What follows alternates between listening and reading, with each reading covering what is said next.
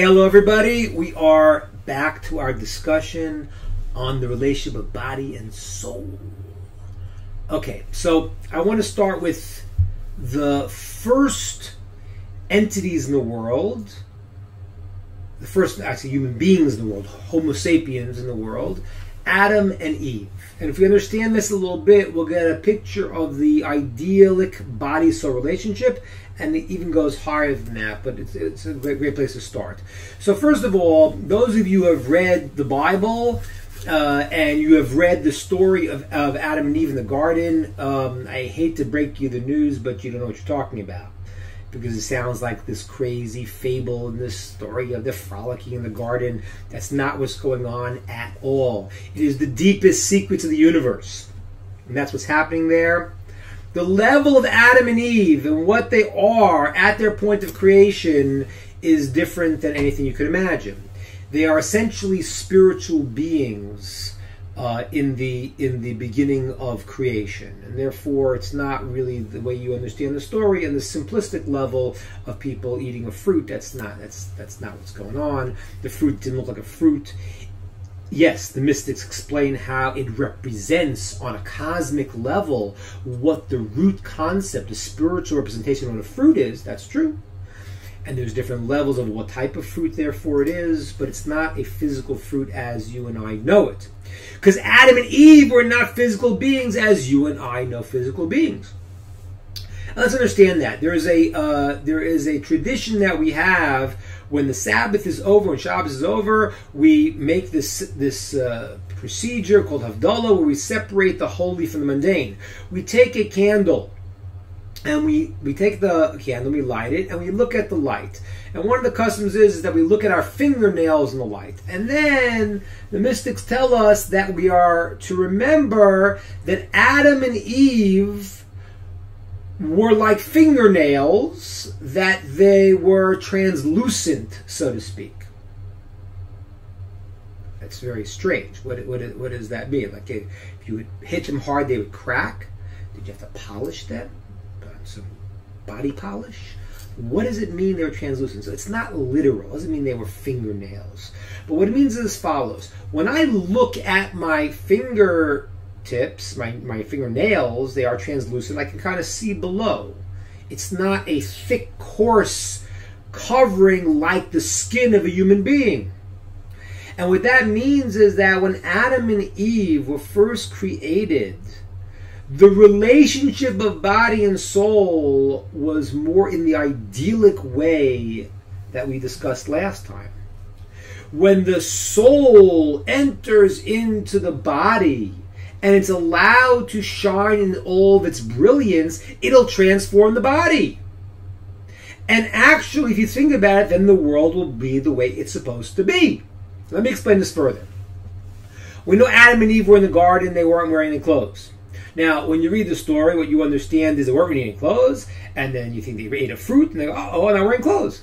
I mean, I eat fruit regularly, and it doesn't give me that understanding that I'm naked, because that doesn't what our fruit does.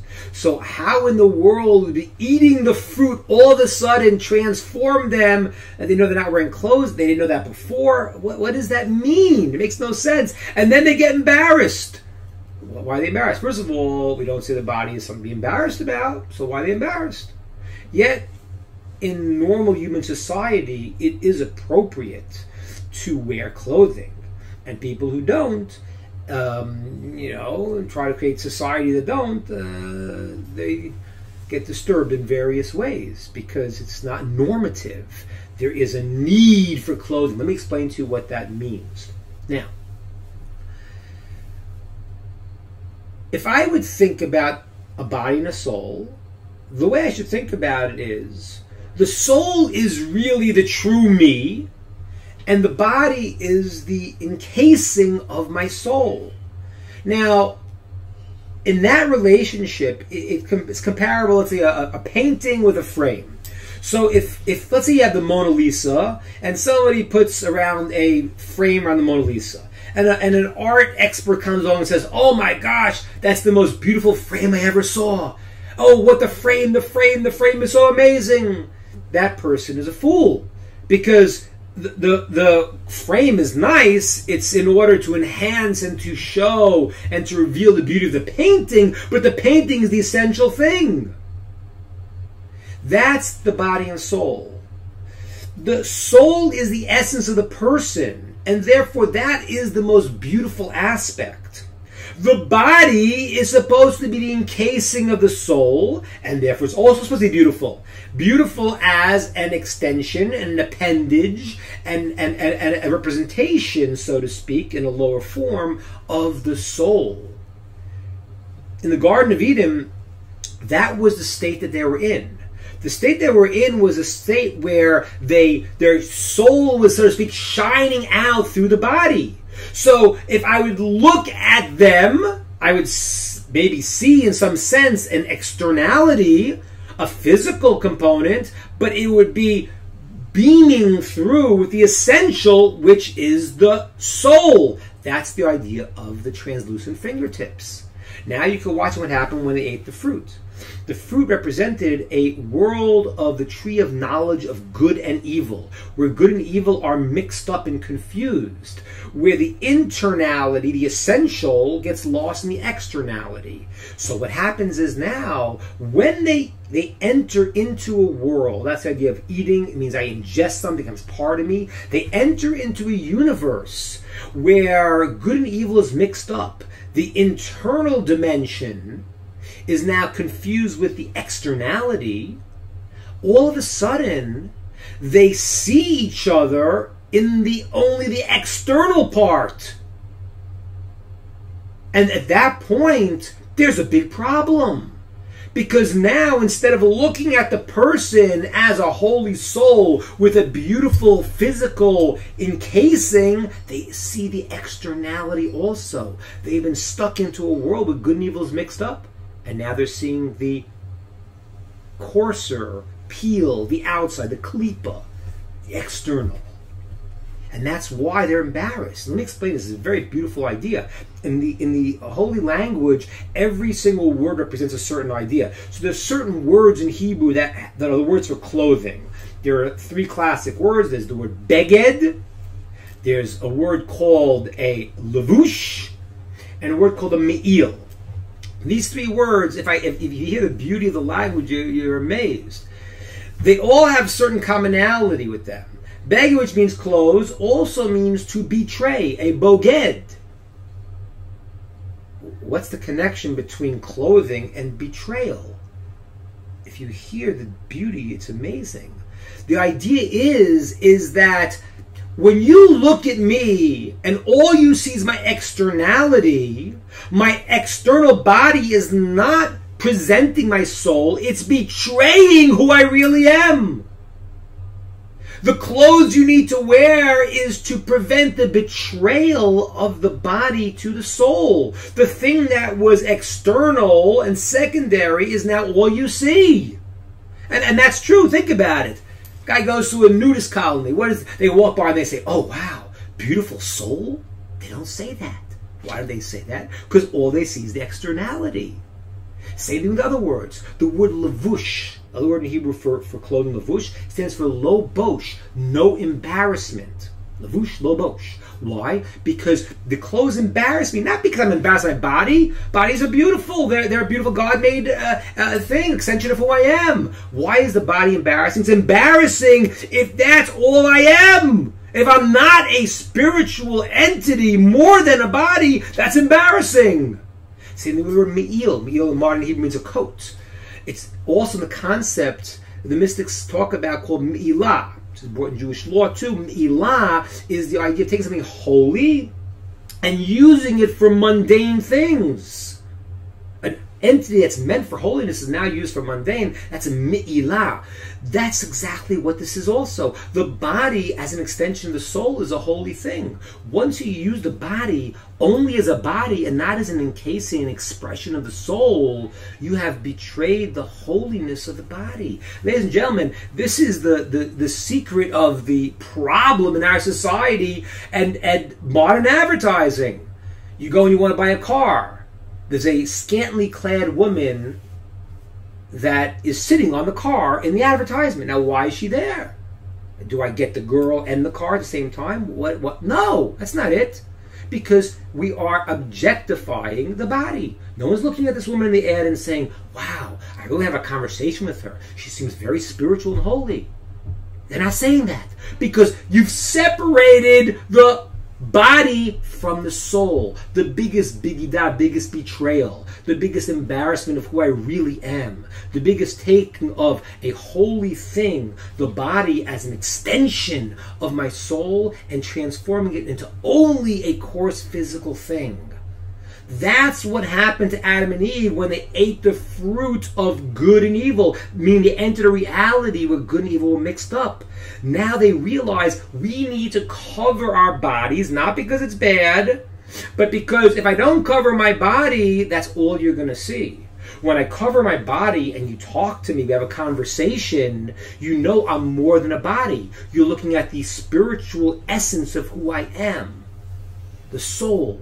That's who you really are. Yes, the body's part of it too. We'll explain that more in detail. But as an extension, as an encasing, as an expression of the soul. So the original relationship of Adam and Eve was a unique dimension. It was soul with body, but the power of the soul was not limited and diminished like it is in our reality, because they will function in a different reality, and therefore it was transformative for the body, and they look like beams of light. What did that look like? I don't know what it looked like. By the way, this is also the root of the incredible canard that that people said that Jews had horns, which you could see I clearly don't have any horns. Now, what was that about?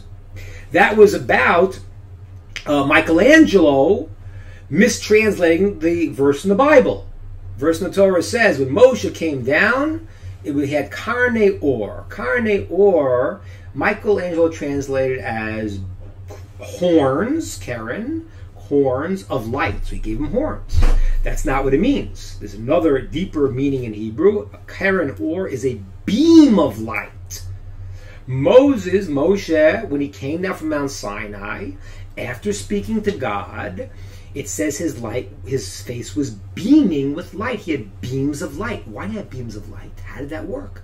And explain me something else. If you read the text, it says that Moses went up to Mount Sinai. He didn't eat for 40 days and 40 nights. That's an incredible diet. Wow, what an idea. The Moses diet. No food 40 days and 40 nights. How did he manage? How did he live? How did he function? It makes no sense. How could he have lived? And the answer is so deep that it's mind-boggling. The reason why he didn't need to eat, because Moshe was experiencing a new relationship of body and soul. The soul wasn't allowed to shine forth in its greater level of brilliance, and therefore the soul was not subjugated to the body.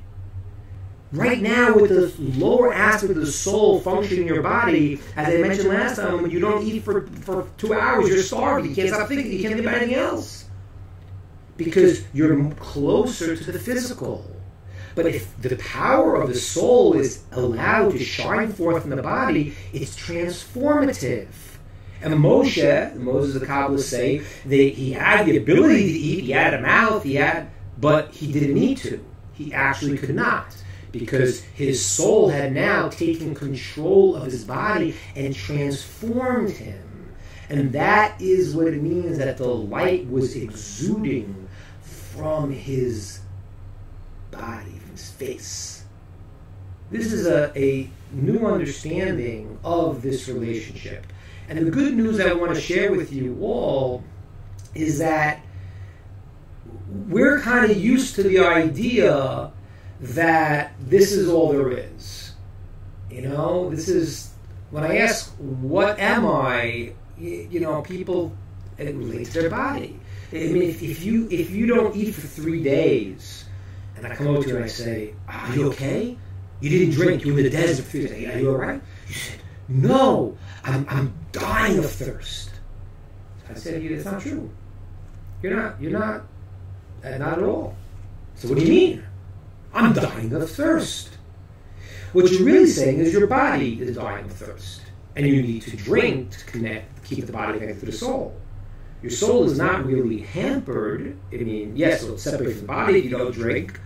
But when I say, I'm hungry, I'm thirsty, usually we are relating to the external part of ourselves. The key here is to start to relate to the deeper internal component of what I truly am. I am a holy, divine spark. I am a soul. The soul has this beautiful body casing I need to relate to also. But the relationship from body and soul needs to be different.